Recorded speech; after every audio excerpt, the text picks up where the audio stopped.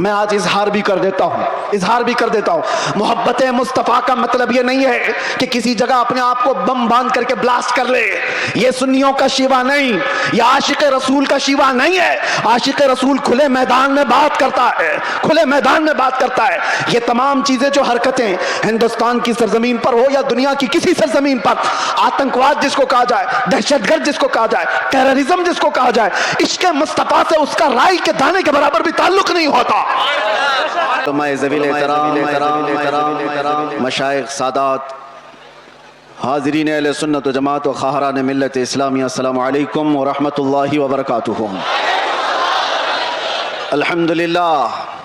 अल्हम्दुलिल्लाहिल हन्नानिल mannan अल्लज़ी ख़लक़ल इंसान व अल्लमहुल बयान, वस्सलातु वस्सलामु अला रसूलिही सय्यिदिल इंसि वल जान व अला आलिहि व अस्हाबिहि ज़विल खैरि वल इहसान, अम्मा बअद, फ़अऊज़ु बिल्लाहि मिनश शैतानिर रजीम, बिस्मिल्लाहिर रहमानिर रहीम। अन्नबिय्यु औला बिल मुअमिनीन मिन अनफुसिहिम, सदक़ल्लाहु मौलानल अज़ीम। बारगाह रिसालत मुआज़ सल्लल्लाहु तआला अलैहि वसल्लम में एक बार दुरूद पाक का हदिया पेश करें। अल्लाहुम्मा सल्लि अला सय्यिदिना मुहम्मदिन मअदनिल जूदि वल करम व आलिहि व अस्हाबिहिल किराम व इब्निहिल करीम व बारिक व सल्लिम सलातन दाइमतन सरमदन अबदा। इको बंद कर दो। फिर के गली गली तबाह, ठोकरें सबकी खाई क्यों, दिल को जो अक्ल दे खुदा तेरी गली से जाए क्यों। बुल हवस सुन, सीमो ज़र की बंदगी अच्छी नहीं, बुल हवस सुन, सीमो ज़र की बंदगी अच्छी नहीं, उनके दर की भीख अच्छी, सरवरी अच्छी नहीं, उनके दर की भीख अच्छी, सरवरी अच्छी नहीं। आज मुलतवी किया गया जलसा दोबारा इस मैदान में इनेकाद पजीर है। गालिबन आप हजरात को ये मालूम होगा 19 तारीख को ही हमें यहाँ आना था। बहुत सारे लोगों ने अफवाहें भी फैला दी होंगी कि ये तारीख देते हैं और आते नहीं हैं, इसीलिए बेचारे जो एयरपोर्ट पर हमें लेने आए थे वो जब तक देखे नहीं उन्हें यकीन भी नहीं था। कभी कभार ऐसे हालात पेश आ जाते हैं, इंसानी तकाज़ा है, बशरियत का तकाज़ा है। और मैंने पांसकुरा वालों से कहा था ज़िंदगी बाकी रही तो मैं ख़ुद अपने तमाम तर मसरूफियात ख़त्म करके चल कर यहाँ ज़रूर आऊँगा इंशाअल्लाह। और इन लोगों की मोहब्बत मुझे पता है, छोटी जगह से लेकर आज एक बड़े मैदान में आप तब्दील होकर नज़र आ रहे हैं। लेकिन मुझे बताओ, एक जलसा कैंसिल हुआ था इससे कबल, कैंसिल तो नहीं, मैं नहीं आ पाया था, लेकिन दोबारा सिर्फ तकरीबन 20 दिनों के बाद वापस यहाँ पर रखा गया है। क्या इसमें किसी चीज़ की कोई कमी आपको महसूस हो रही है? नहीं होगी, और इंशाअल्लाह नहीं होगी। बल्कि मैं तो ये समझता हूँ कि रोज़ भी हम मेरे मुस्तफ़ा की बात करें तो कोई कमी नहीं आएगी। ये दीवानों का हुजूम पैसों के लिए थोड़ी ना आता है, वो नेताओं का जलसा नहीं है। ये 500 के नोटों पर जमा कर लिया जाए, ये वो मजमा है जो रात के 12 बजे भी अपनी गर्दनें हुजूर के लिए देने को तैयार है। ये नबी पाक सल्लल्लाहु अलैहि वसल्लम के आशिकों का हुजूम है, जिसके लिए हर वक्त बराबर का होता है, हर वक्त बराबर का होता है।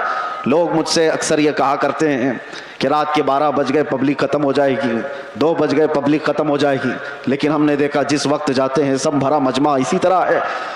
मेरे अजीज़ों, ये मुझे नहीं, ये मेरे मुस्तफ़ा को सुनने के लिए आते हैं।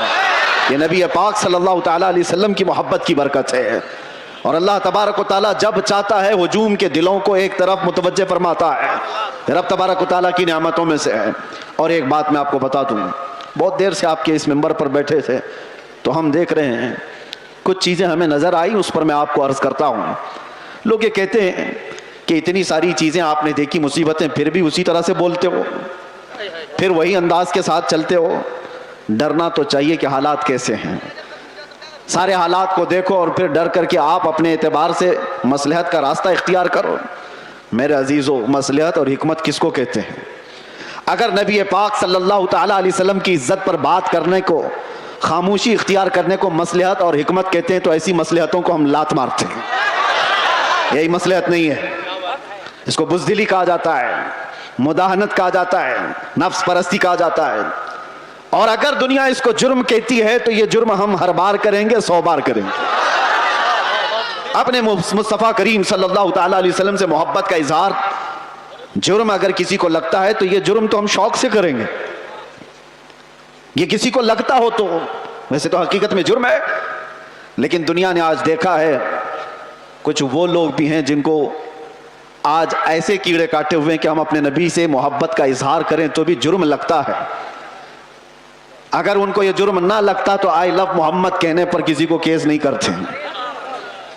जुर्म तुम्हें लगता है, तुमने तो शायद 4-5 लोगों को ये कहते हुए सुना होगा, बंद कर दिया होगा, मजमे में आओ हर बच्चा यही कह रहा होगा, बल्कि मौत तक तो हम यही कहते रहेंगे, ये हमारा ईमान है। मैं जो बात कह रहा था वो ये कि सारे हालात हो जाने के बाद भी मुसलमान फिर उसी अंदाज से क्यों चलता है? हुजूर पाक सल्लल्लाहु ताला अलैहि वसल्लम की मोहब्बत की बातें उसी अंदाज से क्यों करता रहता है? इसके सामने किसी को मार दिया जाता है, देख के सहमता क्यों नहीं? किसी की मॉब लिंचिंग हो जाती है, उसके बाद डरता क्यों नहीं? ये डराने वाला सिलसिला 1400 साल से देखते आ रहे हैं। कई चंगेज आए, कई हलाकू आए और हमारे पूरे मोहल्ले खाक में बदल दिए गए, खून से तितर बितर हो गए, लेकिन जोश जो रूहानी है वो उसी अंदाज से बाकी रहा। उसकी वजह क्या है जानते? वही मैं कहने जा रहा हूं। हम यहां बैठे हुए थे, छोटे छोटे पतंगे आ रहे हैं और गिर रहे हैं। किसके पास आते हैं ये छोटे छोटे कीड़े लाइट के अतराफ जो घूमते रहते हैं, इनको क्या कहते हैं आपको पता है? इनको परवाना कहते हैं। इनको परवाना कहते हैं। ये लाइट के इर्द गिर्द आते हैं, घूमते हैं, अपनी जान दे देते हैं। जबकि इन कीड़ों को, इन पतंगों को मालूम है कि अंजाम क्या है। अपने भाई को मरता हुआ भी देखते हैं। कितने कीड़े तो इनके पहले मर चुके होते, फिर भी ये घूम रहे होते हैं। वजह यह है कि परवाना शमा के गिर्द घूमने के लिए ही पैदा हुआ है और हम परवाना मोहम्मद हैं। एक के मर जाने के बाद हमारा खामोश होना मिजाज है ही नहीं। हम आए यहां हैं मोहम्मद अरबी पर मरने के लिए। इसीलिए तो हमारे बुजुर्गों ने हमें यह सिखाया है, या रसूल अल्लाह तू शम्मे रिसालत है, आलम तेरा परवाना, तू माहे नबूवत है, ए जलवे जाना ना, पीते हैं तेरे दर का, खाते हैं तेरे दर का, दाना पानी है तेरा पानी, दाना है तेरा दाना। ये एक जान क्या है अगर हो करोड़ों, तेरे नाम पे सबको वारा करूं मैं, करूं तेरे नाम पे जा फिदा, न बस एक जान दो जहां फिदा, अरे 2 जहां से भी नहीं जी भरा, करूं क्या करोड़ों जहां नहीं। लिहाजा ये चीज खत्म होने वाली नहीं है। इसीलिए शायर ने बहुत पहले ये कहा था कि लोगों ने ये दुनिया में देखा है, सबसे अजीम हस्ती मेरे मुस्तफ़ा करीम सल्लल्लाहु अलैहि वसल्लम के खानदान की, खानदान मुस्तफ़ा का चश्म चिराग जो करबला में प्यासा शहीद किया गया, बच्चों समेत कत्ल कर दिया गया। उस हुसैन आजम का उस वक्त जो मकाम था, उनके मकाम को कोई नहीं पहुंच सकता था। उस अजीम हस्ती को शहीद करके क्या इस दीन के धारे को रोक दिया गया? क्या दीन इस्लाम का धारा रुक गया, खत्म हो गया? नहीं हुआ। उसके बाद बहुत सारी अजीम हस्तियां आईं जो राहे खुदा में शहीद होती चली गईं। हिंदुस्तान की सरजमीन भी इससे लाल हुई है। यहां उस किफायत अली काफी की आवाज गूंजती रहेगी और हर आने वाला आलिम तुम्हें सुनाता रहेगा, 3000 कुत्तों ने एक आलिम दीन को गिरफ्तार किया था। अंग्रेजों की बात कर रहा हूं, फिर यहां पर आकर के फिर मुझे ले जाएं कहीं कुत्ता इनको कह दिया। जो जिसको समझे, जो जिसको समझे, अंग्रेजों को तो कह सकते हैं ना। जिसके अंदर मेरे अजीजों ये बुज़दिली की कैफियत थी और किफायत अली काफी को गिरफ्तार करके सूली पर चढ़ाया गया था। जुर्म क्या था? इश्क मुस्तफ़ा में बोलता था, मोहम्मद अरबी सल्लल्लाहु अलैहि वसल्लम का दीवाना बनाता था लोगों को, और किसी तरह की फसाद, किसी तरह के फितने और फसाद को अपनी जमीन पर बर्दाश्त नहीं कर पाया तो सूली पर चढ़ा दिया गया एक आलिम दीन को। और आम आलिम दीन नहीं, जिसकी इज्जत, जिसका एहतराम इमाम अहले सुन्नत फाजिल बरेलवी किया करते।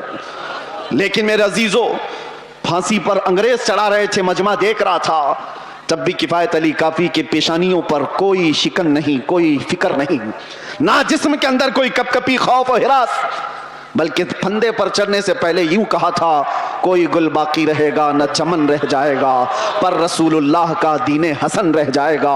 सब फना हो जाएंगे काफी वो, लेकिन हश्र तक नाम हजरत का जुबानों पर चलन रह जाएगा। क्या किया अंग्रेजों ने? 8 दिन तक जश्न मनाया था। किफायत अली काफी को हमने फांसी पर चढ़ा दिया। फांसी पर चढ़ाने से पहले 8 दिन तक किफायत अली काफी के जिस्म पर गर्म इस्त्री फेरते थे और जब जख्म होता था तो उस पर नमक छिड़कते थे। उस आलिम दीन को उन्होंने बहुत आजमाइशों में मुब्तला किया, लेकिन वो टस से मस नहीं हुआ। शहीद होने के बाद 8 दिन तक तो जश्न मनाते रहे, ये सोचते हुए कि अब जगाने वाला खत्म हो गया, एक ऐसा जो बोलने वाला था बंद हो गया। उन जालिमों को खुदा का ये दस्तूर नहीं मालूम। मुरादाबाद शहर में इन्होंने किफायत अली काफी को फांसी पर चढ़ाया था, और वही जमाना है 100 किलोमीटर दूर बरेली में अल्लाह ताला इमाम अहमद रजा को पैदा कर रहा है। और वो इमाम अहमद रजा जब जवानी में तशरीफ लाए तो फिर पूरी कौम की गुत्थियों में इश्क़ मुस्तफ़ा पिला दिया। हर जगह से आवाज आने लगी, हर जगह से आवाज आने लगी, सबसे आला व औला हमारा नबी, सबसे बाला व बाला हमारा नबी। बच्चे बच्चे की जुबानों पर इश्क़ मुस्तफ़ा सल्लल्लाहु तआला अलैहि वसल्लम की सदाएं गूंजने लगी। मैं मिसाल इसलिए अर्ज कर रहा हूं, सारे मिलकर के इन चिरागों को बंद करने की कोशिश करते रहेंगे तब भी यह मुमकिन नहीं। मेरा रब कुरान में फरमाता है, ये अपने मुंह के फूकों से अल्लाह के चिराग को बुझाना चाहते हैं, और अल्लाह सुबह क़यामत तक अपने चिराग को रोशन रखेगा। एक तुम बंद करोगे, रब ताला दूसरा पैदा फरमाएगा, दूसरा पैदा होगा। इसलिए हमें अपनी फिक्र नहीं है, हमने जो जीना था वो जी लिया है। मगर ऐ मुसलमानों, आपसे मैं ये गुजारिश करूंगा, इस जमाने में तुम्हारे लिए सबसे बड़ी दौलत जिसका हर डाकू इंतजार में है लूटने के लिए, हर चोर तुम्हारे पीछे है छीनने के लिए, वो दौलत तुम्हारी टोपी, तुम्हारी दाढ़ी, तुम्हारे कुर्ते, तुम्हारे जुब्बे, तुम्हारे घर गाड़ी बंगले नहीं है। आला हजरत को सुनो, कहते हैं आंख से काजल साफ चुरा ले, यहां वो चोर भला के हैं, तेरी गठरी ताकी है और तूने नींद निकाली है। कौन सी चीज है जिसके सब चोर दुश्मन अतराफ में हैं, कौन सी चीज छीनना चाहते हैं? 100 साल पहले इकबाल ने भी इसका इशारा करके कहा था। अंग्रेज ये कहते थे, ये फाका कश मौत से डरता नहीं जरा। सबको पता है ये मौत से डरने वाली कौम है ही नहीं। हमारे कंधे पर कफन हुआ करता है। डर उसको हो जिसे लगे कि मौत के बाद अंधेरा अंधेरा अंधेरा। डर उस कौम को क्या लगे, इधर आंखें बंद हो उधर मुस्तफा का दीदार हो, उसे डर नहीं। दुनिया ये जानती है। तो अंग्रेज क्या कहते थे, ये फाका कश, भूखा रहता है, प्यासा रहता है, मौत से डरता नहीं जरा। कौन सी चीज है इसको जो निडर बनाई हुई है, कौन सी चीज है जो इसको बेखौफ बनाई हुई है? इकबाल कहते हैं, रूह मोहम्मदी इसके बदन से निकाल दो। वही कहता था अंग्रेज, रूह मोहम्मदी इसके बदन से निकाल दो। और आला हजरत भी वही कहते हैं, आंख से काजल साफ चुरा ले। आंख से काजल चुराने का मतलब क्या है? अरे ये डब्बी वाला काजल नहीं, एक मोमिन की आंख का काजल इश्क मुस्तफा हुआ करता है। मोहब्बत मुस्तफा अगर तुम्हारे पास है तो तुम्हारी आंखों का काजल है वो। और इसी के चोर अतराफ में घूम रहे हैं, इसी के चोर, इसी के डाकू। अब तो जमाना ऐसा आएगा कि लोग मुदाहनत पसंद ऐसे होंगे, मियां क्या जरूरत है ऐसी बातें करने की, क्या जरूरत है? याद रखना, ये तमाम मसलहत पसंदी को मैंने दूसरे मुल्कों में देखा है। सऊदी अरब के कई ऐसे इलाके जिन्होंने अपने बच्चों को मॉडर्नाइज करने के लिए ऑस्ट्रेलिया में, अमेरिका में बचपन से पढ़ाया, और वो बच्चे जहां से इस्लाम फैला है वापस आए हैं तो पूछते हैं, who is the Mohammed? Mohammed किसका नाम है, कौन है? मुआज़ अल्लाह रब्बिल आलमीन। अगर इसी अंदाज से जिंदगी जीने का सलीका रहा तो बच्चे यही सब चीजें सवाल करेंगे। इसीलिए मेरे मुस्तफा करीम सल्लल्लाहु अलैहि वसल्लम ने फरमाया था, अल्लिमू औलादकुम सलास खिसालिन, अपनी औलाद को 3 चीजों सिखा करके जाना। हुब्ब नबीकुम, सबसे पहली चीज अपने नबी की मोहब्बत सिखाओ। और दूसरे नंबर पर मेरे आका फरमाते हैं, वह हुब्ब अहली बैतिही, हुजूर के अहले बैत की मोहब्बत सिखाओ। वो तिलावत अल कुरानिल करीम, तीसरी चीज ये कि हर बच्चे को कुरान की तिलावत सिखा के जाओ। एक बाप की तरफ से अपने बच्चे को दिया गए ये 3 चीजें दुनिया की सबसे बड़ी नेमत है, सबसे बड़ा तोहफा है, सबसे बड़ा हदिया है।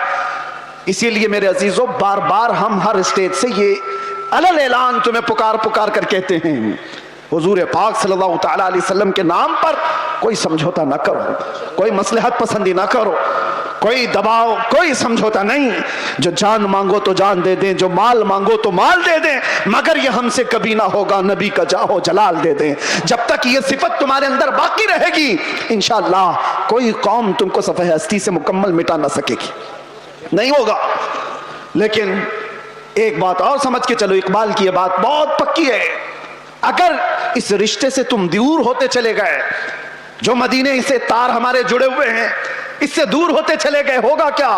उनके जो हम गुलाम थे खल्क के पेशवा रहे। हुजूर के जब हम गुलाम थे पूरी मखलूक के आका हम कहलाते थे, उनके जो हम गुलाम थे खल्क के पेशवा रहे, उनसे फिरे जहां फिरा फिर आई कमी वखार में। जैसे ही हुजूर से चेहरा फेर लिया दुनिया ने हमसे चेहरा फेर लिया, इज्जतों में कमी आई है। आपको क्या लगता है ये इज्जतें आज हमें जो इस मिंबर पर बैठने की मिली हैं या हमारी पगड़ियों से मिली है या हमारे जुब्बों की वजह से मिली है? इससे बेहतरीन लोग भी पहनते होंगे। हमें जो इज्जतें मिली हैं इन पगड़ियों से नहीं, वो नाम मुस्तफा की बरकत है। आबरूए मां जनाम मुस्तफास्त, इकबाल ने कहा था हम सब की इज्जत आबरू हुजूर के नाम से वाबस्ता है। और अगर हुजूर पाक सल्लल्लाहु अलैहि वसल्लम की इज्जत ही ना रही तो हम अपनी इज्जत का क्या करेंगे? हमारी कोई अपनी इज्जत नहीं। हमें दुनिया हुजूर पाक सल्लल्लाहु अलैहि वसल्लम के गुलाम की हैसियत सी पहचान थी, और इस पहचान को जिंदा रखना ये हमारा फरीजा है। इस पहचान को बाकी रखने में हम हर कसर पूरी करेंगे। इसीलिए मैंने कहा था अभी चंद दिनों कबल, आपके सामने दोहराता हूं, चंद दिनों पहले, वो तो मैं बाहर आने के बाद कैद से पहली मर्तबा बंगाल आपके सामने आया हूं, लेकिन आपको एक बात बता रहा हूं। अभी मैंने कहा अंग्रेजों के मुतालिक हमारी जुबान से निकल जाता है कुत्ते का लफ्ज, निकल जाता है, और सबको पता है। इसी बात पर मुझे 8 महीने अंदर रख दिया। मैं कहता हूं मेरे अजीजों, अलल ऐलान कहता हूं, दुनिया को सबको कहता हूं, अगर तुम्हें कहना है मुझे एक बार नहीं 1000 बार कुत्ता कहो, दरबार रिसालत का, मोहम्मद अरबी का, हमें जरा बराबर भी फर्क नहीं पड़ेगा, बल्कि हम तो उसको दुनिया का सबसे बड़ा लक़ब समझेंगे, सबसे बड़ी इज्जत है। सके तैबा सब मुझे कह कह के पुकारे बेदम, यही रखियो मेरी पहचान मदीने वाले, यही रखियो मेरी पहचान मदीने वाले। मैं तुमसे पूछता हूं, अगर तुम्हें बारगाह मुस्तफा का कुत्ता कहा जाए तो किसी को शर्म आएगी? किसी को ऐब लगेगा? वजह यह है कि हम इन निस्बतों पे फख्र करते हैं। मैं उनसे कहता हूं तुम्हें अगर इस बात पर शर्म आती है तो ऐसी निस्बतों को छोड़ो। जिनको यह लगता है, ऐब लगता है, वो इन निस्बतों को छोड़े। आए जहां पर बंदा हुजूर के दरबार में अपने आप को कुत्ता भी कहता है तो उसे फख्र महसूस होता है, लेकिन इसका मतलब ये नहीं। हमने बारगाह मुस्तफा में अपनी निस्बतें खाकिस्तर होने के अंदाज से पेश तो की, मगर मेरे मुस्तफा की गैरत देखो। रसूल पाक सल्लल्लाहु अलैहि वसल्लम ने हमें मजमे में कुत्ते की हैसियत से नहीं पेश किया, जिस मजमे में गए शेर की हैसियत से पेश फरमाया। ये सिर्फ हमारे लिए नहीं है, जो भी बारगाह मुस्तफा की निस्बत पर फख्र करता है दुनिया उसे हल्के में नहीं लेगी, फिर अल्लाह तबारक व तआला उसकी इज्जतें बढ़ा देता है। आला हजरत ने जिंदगी भर बारगाह मुस्तफा में अपनी निस्बतों पर फख्र किया है, और गौसियत मआब के दरबार पर निस्बत जोड़ते हुए क्या कहा था बरेली के ताजदार ने? गौसे पाक के दरबार में क्या कहा था पता? हम तो कह देते हैं गौस पाक का मुरीद हूं, गौस पाक के सिलसिले का मुरीद हूं।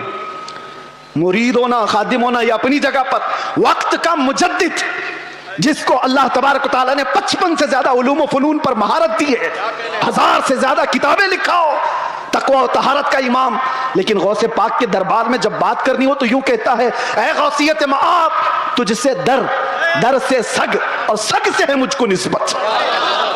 सग किसको कहते हैं? सग कुत्ते को कहते हैं। आला हजरत कहते हैं, या गौस तुझसे दर, दर से सग, और सग से है मुझको निस्बत। मेरी गर्दन में भी है दूर का डोरा तेरा, और इस निशानी के जो सग हैं नहीं मारे जाते। सग का मतलब कुत्ता फारसी में। आला हज़रत कहते हैं इस निशानी के जो कुत्ते हैं मारे नहीं जाते। हश्र तक मेरे गले में रहे पट्टा तेरा, जिसके पास भी ये निस्बत मौजूद है वो मारे नहीं जाते, पकड़े नहीं जाते। म्यूनिसिपैलिटी बेल्ट वाले कुत्ते को नहीं उठाती है, हाँ इंजेक्शन उसको मारा जाता है जो आवारा है, दूसरों को काट खाने दौड़ता है। लेकिन जिस कुत्ते के गले में पट्टा होता है उसे छोड़ दिया जाता है, वो निशानी है कि इसका कोई मालिक है, ये किसी का पाला हुआ है। इसीलिए आवारा मत रहो, उन निस्बतों पर फख्र करो कि दुनिया देखकर ही कहे ये मदीने वाला, इसे ना छेड़ो। ये दरबार रिसालत में बिका हुआ है, इसे ना छेड़ो। कई ऐसे मामलात थे मेरे अजीजों, सहाबा इकराम रिदवानुल्लाह ताला अलैहिम अजमाइन, बहुत छोटी तादाद में। एक मैं वाकया बताता हूँ हदीस पाक में। हज़रत सलमा बिन अक्वा रदियल्लाहु ताला अन्हु हुजूर के एक ऐसे सहाबी हैं, आला हजरत ने उनका पूरा तफसील से वाक़या लिखा है। सलमा बिन अकवा एक सहाबी ऐसे हैं जिनको राजिलु रसूलिल्लाह कहा जाता था, यानी ये हमेशा हुजूर की फौज में पैदल चलने वाले सहाबी, कभी सवारी नहीं करते थे, पैदल। इत्तेफाक ऐसा हुआ, तार्रा का रहने वाला एक अब्दुर्रहमान नाम का शख्स, वो मदीने पर हमला आवर हुआ, 400 लोगों को लेकर आया। 400 लोगों को रात के वक्त में मदीने के बागीचों पर हमला किया और खजूरें जमा किया। 400 लोगों की तादाद बड़ी होती है। मदीने में लोग सो रहे हैं उस वक्त। इत्तेफाक ऐसा कि ये तार्रा के रहने वाले इन मुनाफिकों और काफिरों की फौज लूट मार करके लौट रही थी, तो सलमा बिन अकवा ने देख ली।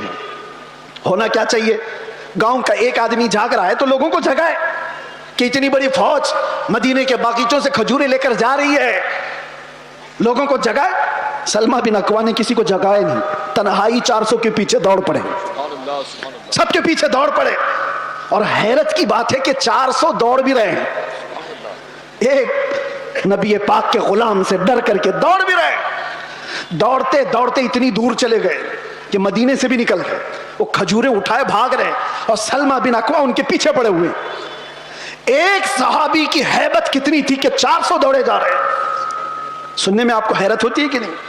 400 दौड़े दौड़े चले तो गए, एक मकाम ऐसा आया कि सब इधर उधर हो गए, 10 इधर, 15 इधर, 20 इधर, लेकिन सलमा बिन अकवा किसी का पीछा नहीं छोड़ रहे। जो थक करके गिरता था उसकी गर्दन पे पांव रखते थे, और इसी तरह पता नहीं कितने गिरा दिए और दौड़ाते रहे। अब्दुर्रहमान कारी ये पहाड़ पे चढ़ने लगा और पीछे मुड़ करके कहा कि ऐ शख्स, तुझे क्या चाहिए, क्यों इतना दौड़ा रहा है? कहा, जब तक तुम्हारे पास मदीने की एक खजूर भी बाकी रहेगी नहीं छोड़ूंगा, एक खजूर भी बाकी रहेगी नहीं छोड़ूंगा। क्या हिम्मत है, क्या हैबत है। और वो सामने वाले बात भी कर रहे हैं। एक बात याद रखना, ये सारा पावर काजू बादाम का नहीं है, निस्बत मुस्तफा का है, हुजूर पाक का गुलाम है, हावी है। 400 के 400 खड़े इधर उधर बिखर गए। अब्दुर्रहमान कारा का रहने वाला जो शख्स था, उसने लोगों से कहा कि जिसके जिसके कंधे पर जितनी खजूरें वो फेंक दो, या ऐसा खूनखार लग रहा है कि हम में से किसी एक को भी छोड़ेगा नहीं, छोड़ दो खजूरें, जान बचाओ और निकलो। लोगों ने खजूरें फेंकी, सब कुछ फेंका, और बगैर किसी एक भी खजूर के वो लोग वापस लौट गए, सब चले गए। ये सलमा बिन अकवा सारी खजूरें जमा कर रहे हैं, और उठाने जितनी उतनी, इतना ज्यादा वजन है कि एक आदमी उठा ना सके, खींचते हुए मदीने की तरफ लेकर के आ रहे हैं। रास्ते में एक और सहाबी हजरत अबू कुतादा मिल गए। पूछा कि किधर से आ रहे हो सलमा बिन अकवा? कहा, ऐसा ऐसा हाल हो गया था रात को, और मैं उनका पीछा किया और सबकी खजूरें वापस लेकर के आ रहा हूं। वो मुस्कुराए, अरे बोलना तो चाहिए था, और भी तो लोग आते तुम्हारे साथ। तो सलमा बिन अकवा ने कहा, मुस्तफा की मोहब्बत पर भरोसा है, अकेला ही काफी था, मुझे वक्त नहीं मिला किसी को उठाने का, मैं खुद ही दौड़ पड़ा। लेकिन सलमा बिन अकवा ने पूछा, अबू कुतादा तुम कैसे आ गए? कहा, मुझे मेरे घोड़े ने हिनहिना करके बताया, ये बहुत हिनहिना रहा था और इस रास्ते की तरफ मुंह दिखा रहा था, तो मैं अपना घोड़ा लिया और दौड़ पड़ा, देखा तो तुम रास्ते पर आ गए। अब सुनो, आला हजरत फरमाते हैं, कौन सी चीज थी सलमा बिन अकवा की जो ये हैबत उनके अंदर पैदा की हुई थी, ये ताकत व कुव्वत और ये रौब पैदा की हुई। सल्लल्लाहु ताला अलैहि वसल्लम का नाम कभी भी सैयदुना के बगैर नहीं कहा जाएगा, वो हमारे आका हैं, आम इंसान नहीं है। हमेशा से याद रखो, आई लव सैयदुना मोहम्मद सल्लल्लाहु ताला अलैहि वसल्लम। मैं जो बात कर रहा था सलमा बिन अकवा की, आला हजरत लिखते हैं वजह क्या थी, ये हैबत, ये ताकत, ये रौब। एक तन्हा इंसान 400 पर भारी कैसे हुआ? सलमा बिन अकवा कहते हैं बात ये थी कि एक बार नबी पाक सल्लल्लाहु ताला अलैहि वसल्लम ने सबको बैत करने के लिए बुलाया, लोगों को हुजूर बैत कर रहे थे। हुजूर सल्लल्लाहु ताला अलैहि वसल्लम से हजरत सलमा बिन अकवा ऑलरेडी पहले से बैत किए हुए थे। हुजूर ने सबको बैत करके फिर कहा, सलमा बिन अकवा आ जाओ तुम भी बैत कर लो। मैंने अर्ज किया, या रसूल अल्लाह मैं ऑलरेडी कर चुका हूं, पहले से किया हूं। हुजूर ने फरमाया फिर से अपना हाथ दो। मैंने दोबारा हाथ दिया, हुजूर पाक सल्लल्लाहु अलैहि वसल्लम पर बैत किया, हाथ पर बैत किया। फिर थोड़ी देर के बाद मेरे आका ने फरमाया, सलमा बिन अकवा बैत कर लो। हजरत सलमा बिन अकवा कहते हैं, या रसूल अल्लाह 2 बार मैंने बैत कर लिया। हुजूर ने फरमाया, बार बार अपना हाथ मेरे हाथ में दे तो सकते हो? सलमा बिन अकवा कहते हैं, मैंने 3री बार अपना यह हाथ दिया हुजूर पाक के दरबार में, उनके दस्ते पाक में। नबी पाक सल्लल्लाहु ताला अलैहि वसल्लम ने दुआ फरमाई। उसके बाद सलमा बिन अकवा कहते हैं 3 बार इस हाथ को मैंने मुस्तफा के हाथ में दिया, उसके बाद कसम खुदा की किसी बड़े ऊंचे पहाड़ से भी मुझे कभी डर नहीं लगता, कोई सामने आए कभी खौफ नहीं होता। यह निस्बत मुस्तफा है जो इंसान को मुमताज करती है। आज मेरे अजीजों, तुम्हारा नाम बारगाह मुस्तफा से जुड़ा हुआ है, इसलिए शर्म करो और हया पैदा करो। कभी तुम शराब के अड्डों पर नजर ना आओ, कभी तुम्हारे हाथों में ताश के पत्ते नजर ना आए, कभी तुम्हारी आंखों में बेहयाई ना नाचे, किसी अजनबी औरत पर तुम्हारी बेहया आंखें ना जाए, इसलिए कि तुम्हारा नाम मेरे मुस्तफा के नाम से जुड़ा हुआ है। इन निस्बतों का जब तक एहतराम करते रहोगे, पावर और ताकत वैसी बाकी रहेगी। एनर्जी को दुनियावी खुराफात में जाया ना करो। अल्लाह ने आज भी तुम्हारा रौब बाकी रखा है, आज भी है, हमने खुद महसूस किया है, हमने देखा है। आपको खुद को अंदाजा नहीं, लेकिन दुनिया को अंदाजा है। अल्लाह तबारक व तआला मोहब्बत मुस्तफ़ा के सदक़े ये इज्जत और ये हैबत, ये ताकत, ये रौब अता करता है। लेकिन अगर तुम ये सोचोगे कि इज्जत हम किसी और जरिए से ढूंढेंगे, हमने देखा है लखनऊ में आज से 2-3 साल पहले एक कुत्ता आया था जो अपना नाम भी बदल लिया था, याद होगा, बहुत टीवी पर बिठा दिया जाता था, धर्म भी बदल लिया, नाम भी बदल लिया, हाँ, और सोचने लगा कि इस्लाम ऐसा है वैसा है, बहुत कुछ फैलाया। 6 महीने के बाद रो रो करके लोगों से गिड़गिड़ाने भी लगा कि मुझे बचा लो, मेरी जान पे खतरा है। मैं नाम या जिक्र नहीं करता इसलिए कि स्टेज ना पाक ना हो, लेकिन एक बात याद रखो, हुजूर पाक सल्लल्लाहु ताला अलैहि वसल्लम के इस दीन पाक से गद्दारी करके जो दूसरी जगह इज्जत ढूंढता है, कुरान क्या कहता है, वमन यब्तगी गैरल इस्लामी दीनन फलन युक़बल मिन्हु। अल्लाह ताला ने कुरान में फरमाया, और यही बात मैं आपसे कहता हूं। आला हजरत क्या कहते हैं, सुनो। आला हजरत फरमाते हैं, बारगाह मुस्तफ़ा सल्लल्लाहु ताला अलैहि वसल्लम से जो गद्दारी किया, जो उनके दर से यार फिरते हैं, दर बदर यूं ही खार फिरते हैं, दर बदर यूं ही खार फिरते हैं। इज्जत ढूंढो आमीना के लाल के पास, इज्जत ढूंढो गुंबद खजरा के मकीन के पास। हमने दुनिया में देखा है जो नबी पाक की गुलामी को अपनाए हैं, 70 साल के भी होते हैं तो उनकी खूबसूरती में फर्क नहीं आता, 80 साल के भी हो जाएं तो उनको बूढ़ा कोई नहीं कहता। आज भी मौजूद है हमारे मशाइख, लेकिन इज्जतों में कोई कमी नहीं। और जिन्होंने पूरी हिंदुस्तान में फितना और फसाद मचा करके सियासत किया था, 90 साल के ऊपर भी हो गए, भी मरने को तैयार नहीं। ऐसे बहुत सारे लीडर बैठे हुए हैं जिनको कोई पूछता भी नहीं, अखबार के किसी कोने में उनका नाम भी नहीं। बहुत सारे ऐसे 40-40 साल लोगों की नौकरियां करते रहे। मैं जॉब की बात नहीं कर रहा हूं, सियासत में इसकी उसकी चाटते रह गए तलवे और कुछ नहीं हासिल कर पाए। लेकिन मेरे मुस्तफ़ा की गुलामी जिसने अपने गले में डाल लिया था, फिर देखो हुजूर ताजुश शरिया के आखिरी अदवार को हमने देखा है, ज़ाहिरी जिंदगी के आखिरी दौर को भी देखा है।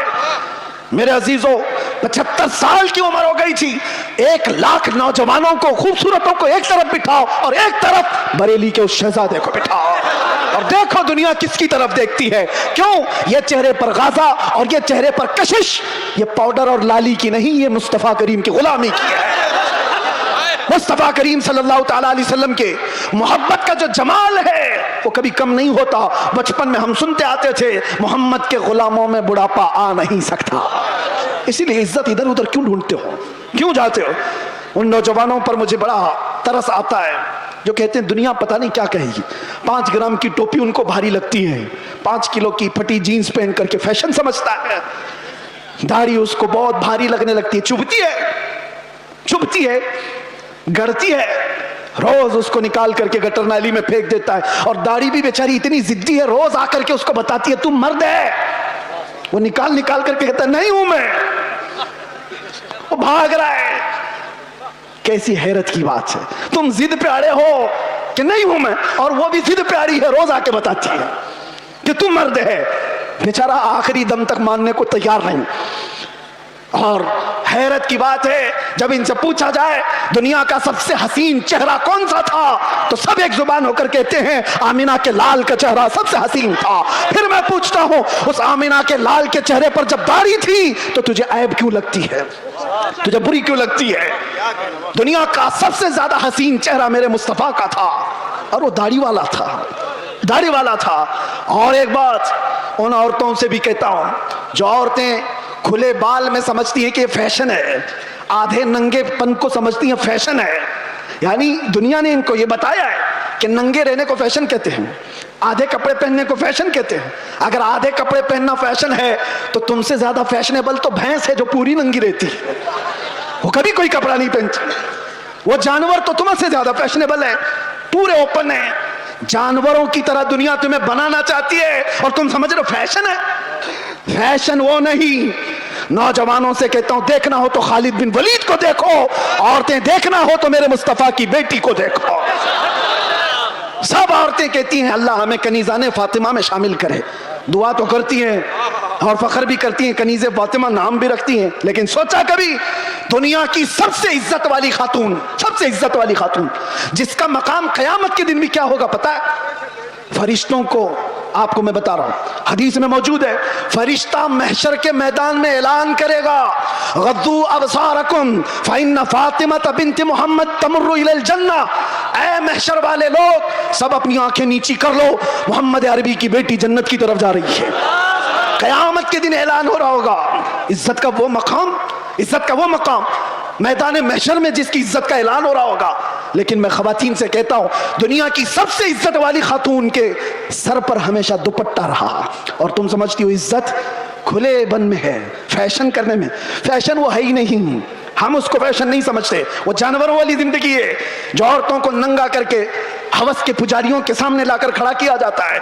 औरत को इन लोगों ने तमाशा बनाया हुआ है, औरत को दुनिया ने आज आलयकार बनाया हुआ है, अपनी हवस का निशाना है। क्यों? क्या इज्जत वाले लोग अपनी बेटियों को इस तरह से रखना चाहते हैं? वो दूसरों की बेटियों को नंगा देखना चाहते हैं, अपनी बीवी को और अपनी बेटी को नहीं, दूसरों की बेटियों को नंगा देखना चाहती है दुनिया। इसलिए मेरे अजीजों दुनिया के प्रोपेगंडे पर न जाओ, इज्जत तुम्हें मेरे मुस्तफा के कदमों में मिलेगी। और सहाबा कराम ने यह नुक्ता महसूस किया था, इसलिए कभी उन्होंने दुनिया क्या कर रही है, दुनिया कैसे चल रही है उसकी तरफ देखा ही नहीं। वो पैबंद लगे कपड़ों में भी जाते थे तो बादशाह भी खड़े हो जाया करते थे, वो बगैर चप्पल के भी जाते थे तो पूरे इलाके फतह करके लौटते थे। उन्होंने कभी उन तमाम चीजों में इज्जतें नहीं ढूंढी। एक साहबी हज़रत नौमान एक मुल्क में सफीर बन करके गए थे मेरे मुस्तफा के। सफीर समझते हो ना, एम्बेसडर, कासिद। और जब हुजूर पाक के सफीर बन करके ये सहाबी गए तो जिस मुल्क के बादशाह के पास ये जा रहे थे उस बादशाह ने बहुत सुन रखा था, चर्चा सुन लिया था अरब के इनकलाब का, मेरे मुस्तफ़ा सल्लल्लाहु अलैहि वसल्लम के दीवानों के हुजूम का। तो उसने क्या किया, इंतजामात किया, तैयारियां की, कालीन बिछाया, रेड कारपेट आज भी किसी के लिए बिछाया जाता है, रेशम का कालीन बिछाया, सोने से कलाई की हुई कुर्सी लगा दिया कि मोहम्मद अरबी का सफीर आ रहा है। बादशाह खुद मुसलमान नहीं था लेकिन इज्जत कर रहा था। हजरत नौमान जिस वक्त वहां पहुंचते हैं, देखा उनका इंतजाम ये रेशम के कालीन से, आपने ठोकर मार करके रेशम के कालीन को अलग कर दिया, जमीन पर चलने लगे। बादशाह भी देख रहा था, और जब कुर्सी पर बैठने का वक्त आया, सोने से कलाई की हुई कुर्सी है, आपने कहा इसको हटाओ, आम सी कुर्सी लाओ, उस पर मैं बैठूंगा। बादशाह ने देखा और कहा कि लोग इतना घमंड करते, इतना एटीट्यूड है इनको, हमारी चीजें इस्तेमाल नहीं करेंगे।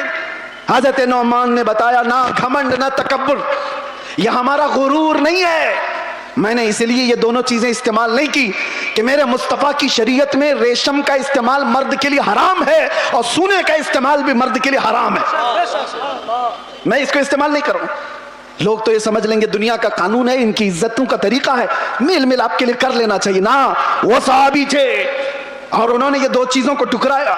तो किसी ने कहा वो तो तुम्हारे रसूल मदीने में बैठे, तुम तो सैकड़ों मील दूर यहां हो। उस सहाबी ने गरज कर कहा था मुसलमान सिर्फ मदीने में मुसलमान नहीं होता, दुनिया के हर चप्पे में रहे अपने मुस्तफा का वफादार होता है।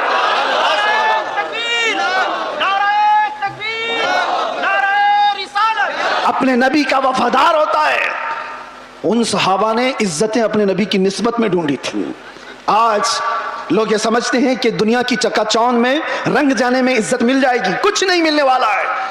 जिंदगियां गुजर जाएंगी, लोगों की ठोकरों पर ही जीते रह जाओगे, लोग उछालते रह जाएंगे। हाँ, नबी पाक सल्लल्लाहु ताला अलैहि वसल्लम से वफादारी और उनकी मोहब्बत में जो इज्जत है, मैं कहता हूं चंद तकलीफें तो आ सकती हैं लेकिन कल्ब का जो सुकून है वो दुनिया की झोलियों में कभी नहीं मिलेगा। अल्हम्दुलिल्लाह हमने ये चीज महसूस भी किया है।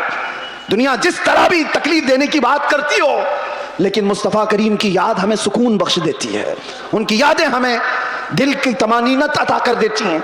आ जाओ ऐ मेरे सुन्नी मुसलमानों, आला हजरत की उस बात पर हम जमा हो जाते हैं जिसमें उन्होंने कहा था, आज ले उनकी पनाह, आज मदद मांग उनसे, कल न मानेंगे कयामत में अगर मान गया, उन्हें जाना उन्हें माना, न रखा गैर से कहा, लिल्लाहिल हम्द में दुनिया से मुसलमान गया। सारे टेंशन, सारे डिप्रेशन का एक ही इलाज है, किसको किसको राजी करोगे? एक को राजी करोगे, दूसरा नाराज। दुनिया यही है, इसीलिए आओ, सबको राजी कर भी ना पाओगे, जिंदगियां खत्म हो जाएंगी। इसीलिए आला हजरत कहते हैं, सारे टेंशन, सारे डिप्रेशन का एक ही इलाज है, उन्हें जाना उन्हें माना, ना रखा गैर से काम, लिल्लाहिल हम्द में दुनिया से मुसलमान गया। अपने आप को बारगाह मुस्तफ़ा के हवाले करो। बमुस्तफ़ा बरसा खैश के दी हम ऊस्ट, गर्ब उन रसीदी तमाम बुल हबीस।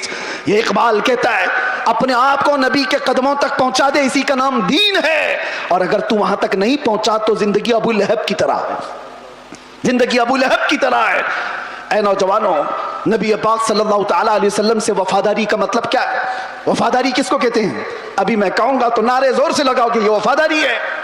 और फिर एक डंडा पड़े तो सारे भाग जाएं, ये वफादारी है। वफादारी ये नहीं, वफादारी तूफानों में भी खड़े रहे, आंधियों में भी खड़े रहे, और शरीयत मुस्तफ़ा को आंच आने ना दे, शरीयत मुस्तफ़ा पर अपने अमल के जरिए से उसको मजबूती अता करे, ये वफादारी है। मिसाल के तौर पर, मैं अगर किसी को कोई चीज दे करके जाता हूं, एक कपड़ा ही सही, मोहब्बत का तकाजा तो यह है कि लोग उसको संभाल कर रखेंगे, सही बात है। मैं अगर अपना अमामा किसी को दे दूं, 4 लोगों को, और मैं कहूं कि इसको संभालो, तुम्हारी अगर मोहब्बत है तो इस चीज को संभाल कर रखोगे। लेकिन वक्त ऐसा आया कि सारी जगहों पर बोलते तो घूम रहे, हमारे पास ये है, हमारे पास अमामा है, हमारे पास कपड़ा है, लेकिन पूछा गया है कहां?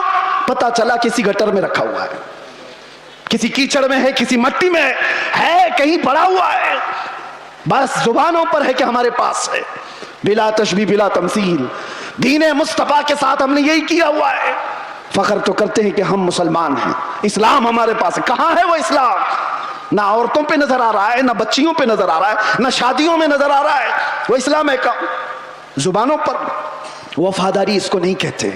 वफादारी ये है कि तुम्हारे जिस्म पर इस्लाम नजर आए, तुम्हारे अमल में इस्लाम नजर आए, तुम्हारे अखलाक में इस्लाम नजर आए, तुम्हारे बोल चाल में, तुम्हारे तरीके कार में इस्लाम नजर आए।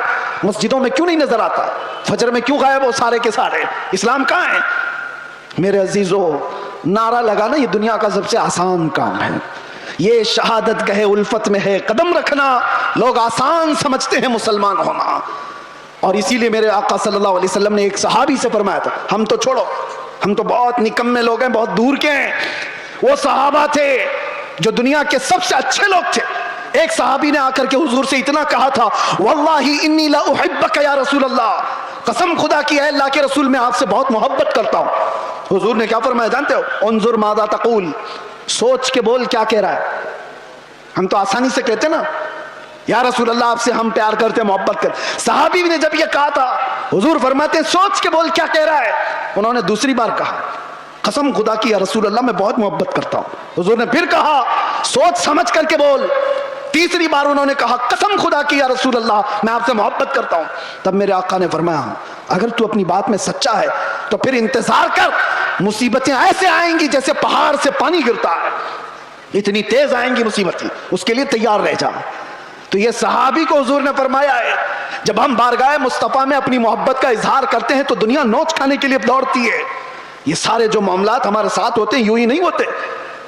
मसलहत की बातें करो, कोई हमसे नहीं पूछेगा।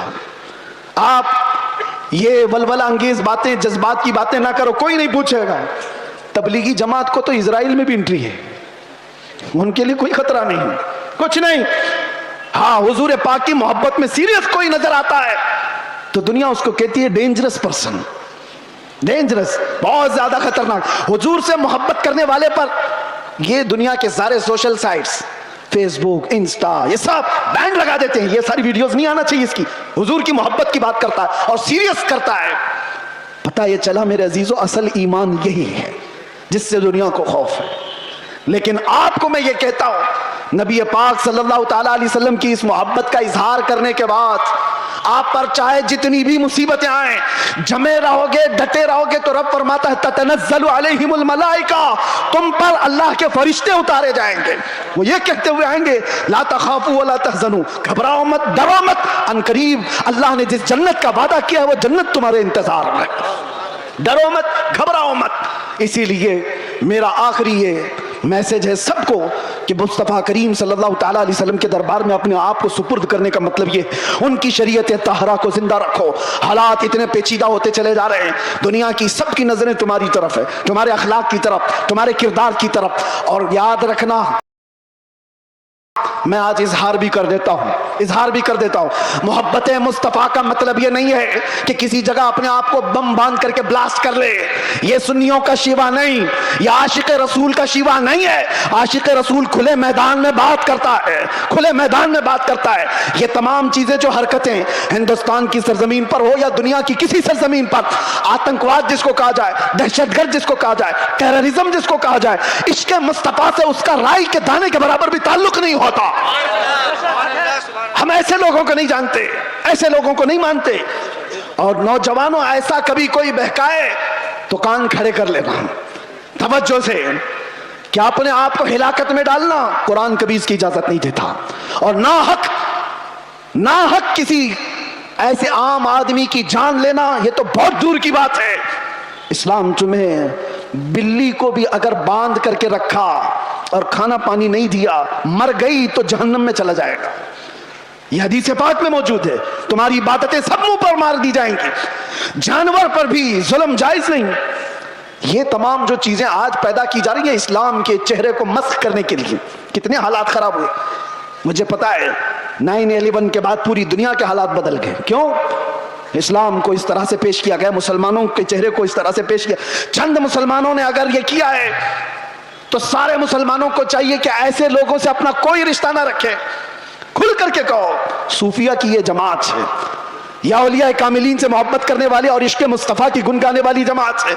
नौजवान, सोशल मीडिया पर अगर कहीं किसी का लिंक भी हो तौबा कर लो, निकल जाओ ऐसी चीजों से। अरे तुम शेर हो, मुस्तफ़ा करीम के वफादार हो, तुम्हें ऐसी हरकतों की जरूरत कतई नहीं पेश आएगी। अल्लाह तबारक व तआला इस दीन का हामी व नासिर व मददगार है। ये दीन सुबह क़यामत तक जिंदा रहेगा। और मैं मजम्मत भी करता हूं ऐसे किसी भी नौजवान की मुलव्विस होने से, किसी भी नौजवान के। और मैं आसपास सारे लोगों को तंबीह करता हूं सोशल मीडिया के जरिए से, कुछ ऐसी जमातें जो नौजवानों को भड़का करके, नौजवानों को दीन के नाम पर और भी बहुत सारे ऐसे जज्बाती नाम पर उनको उभारती हैं, कई जगह पर उनको ले जाती हैं। ये सारी जमातें पड़ोस मुल्क से अपना काम कर रही हैं और हिंदुस्तान में क्या पूरी दुनिया में अपने नसें फैलाई हुई हैं। इसलिए ये तंबीहन जरूरी है हर नौजवान को।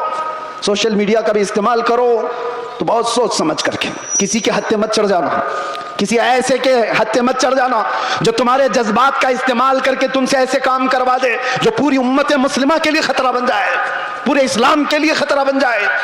आज हर मुसलमान के लिए, ये सारे टोपीदारी वालों के लिए कितना खतरा है, कितनी मुश्किलात है। आपको पता है न्यूयॉर्क में आज से 25 साल पहले जब ऐसे हमले हुए थे तो कई साल तक वहां रहने वाले मुसलमानों को कितनी तकलीफें उठानी पड़ी थी, कितनी तकलीफें। और कई मर्तबा ऐसा भी हुआ कि एक चीज है एक्सट्रीमिज्म, ये जो शिद्दत पसंदी है वो दूसरी शिद्दत पसंदी को जन्म देती है। एक तरफ से शिद्दत हो तो दूसरी तरफ की भी शिद्दत को वो जन्म देती है। हालात ऐसे थे कि लोग उस वक्त सिखों को भी मार रहे थे तो उन्होंने भी पगड़ियां निकाल ली, दाढ़ियां निकाल ली। मुसलमानों के साथ भी यह मामला था। चंद लोगों की वजह से पूरी उम्मत मुस्लिमा खतरे में है। क्यों ऐसा कोई नौजवान करे? न खुद का भला, न दीन का भला, न देश का भला, किसी का भला नहीं सिवाय नुकसान के। इसलिए नौजवानों, इन हालात में कभी भी अपने व्हाट्सएप का इस्तेमाल, अपने फेसबुक का इस्तेमाल, अपने इंस्टा का इस्तेमाल, ये सारे जाल हैं, तुम्हारे स्टेटस का इस्तेमाल कभी ऐसी चीजों में हरगिज ना करो। हाँ, रोज स्टेटस लगाओ आई लव मोहम्मद सल्लल्लाहु अलैहि वसल्लम, सैयदना मोहम्मद सल्लल्लाहु अलैहि वसल्लम, इसमें कोई दिक्कत नहीं है। अपने नबी पाक से इश्क का इजहार रोज सुबह शाम करो, इसमें कोई दिक्कत नहीं है। अपने दीन इस्लाम की अच्छी बातों को नशरो इशात करो, ये बहुत खूब बात है। लेकिन कुछ ऐसी गतिविधियों के साथ तुम जुड़े रहोगे तो खुद को भी खतरे में डालोगे, खानदान को भी और कौम को भी, पूरी उम्मत को भी। और अल्लाह कुरान में फरमाता वला तुल्कू बिअयदीकुम इला तहलुका, अपने आप को हिलाकत में हरगिज मत डालना। और जो हिलाकत में खुद अपने आप को डालता है वो सुसाइड करने का जुर्म यह है कि वो डायरेक्ट जहन्नम में जाएगा, डायरेक्ट जहन्नमी है, खुदकुशी करने वाला। तौबा करें इन तमाम चीज़ों से और अपने आप को बर्बाद होने से बचाएं। अल्लाह तबारक व तआला इस उम्मत मुस्लिमा पर रहम करम फरमाए, हमारे हालात को रब तबारक व तआला अमन अमान अता फरमाए, हमारे इस मुल्क को अमन अमान अता फरमाए, जालिमों के जुल्म से अल्लाह हिफाजत फरमाए, बुरी नजर से अल्लाह हमारी हिफाजत फरमाए। आखिर में फिर मैं ये कहूँगा, ना इधर उधर की बातें करें, चलो आमिना के लाल की बातें करें। हुजूर पाक सल्लल्लाहु अलैहि वसल्लम की बातों से जो इज्जतों में इजाफा है वो किसी और में नहीं। सैयदना उमर इब्न खत्ताब फरमाते हैं, लोग मुझे खत्ताब का बेटा उमर कहते थे, लेकिन जब मुस्तफ़ा करीम की निस्बत आ गई तो लोग अब खत्ताब का बेटा उमर नहीं अमीरुल मोमिनीन कहकर पुकारते हैं और खलीफतुर रसूलुल्लाह कहकर पुकारते हैं। ये इज्जतें हैं मेरे अजीजों। खालिद बिन वलीद 125 जंगों में गए, किसी जंग में शिकस्त नहीं हुई। पूछा गया तो कहते हैं हर जंग में अल्लाह फतह इसलिए अता करता है कि मेरी टोपी में हमेशा हुजूर के 3 मुहे मुबारका हुआ करते हैं। उस निस्बत पर वो फख्र किया करते थे। आज आओ हम भी उन्हीं निस्बतों पर फख्र करें। दुनिया की निस्बतें हमें ना यहाँ सुरखरू करेंगी ना वहां पर। बारगाह मुस्तफा से जो वाबस्ता हुआ उसका हाल यह है, जब तक बिके न थे तो कोई पूछता न था।